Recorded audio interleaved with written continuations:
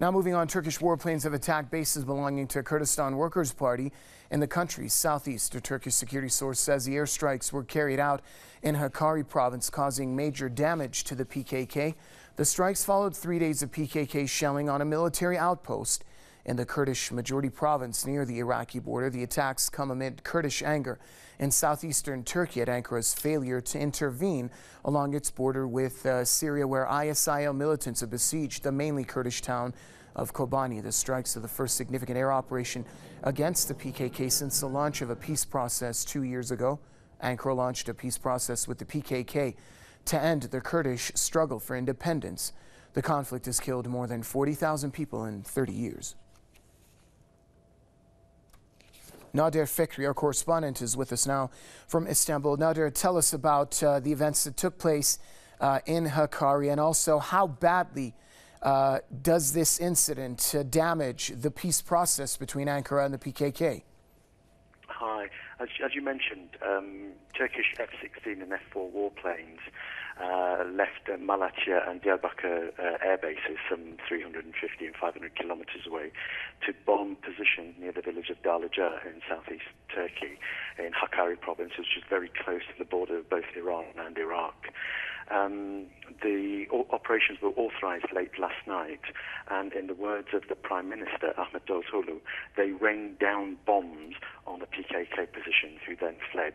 There have been no figures of casualties from either the government or the PKK, so we wait to see what exactly has happened on the ground. As you mentioned, this military outpost, had been under PKK rocket launcher attack for the past 3 days. The attacks, as you say, are the first major attacks by the government since the ceasefire of last year. And this ceasefire is part of the very fragile peace process between the Turkish government and the PKK. This 30-year-old armed struggle left more than 40,000 dead, and this incident becomes after the peace talks have been put under strain because of the situation in Kobani on the Syrian border. As your viewers know, the town of Kobani has been under siege for the past 4 weeks from ISIL militants, and many people want the Turkish army to act to stop the town falling.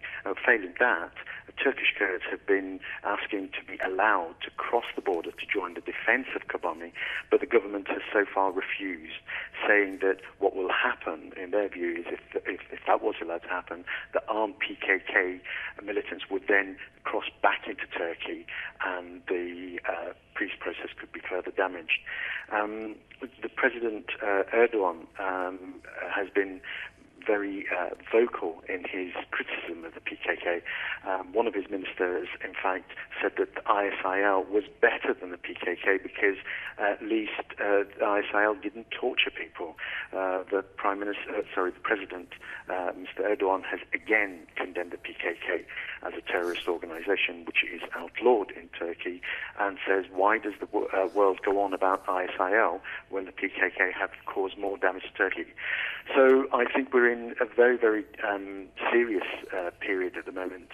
The demonstrations over the past few days have left something like 37 dead in southern and southeastern Turkey, and this peace process, as I say, has been very fragile, and it could be derailed, which would cause not only problems for the Kurds, but also for Turkey itself.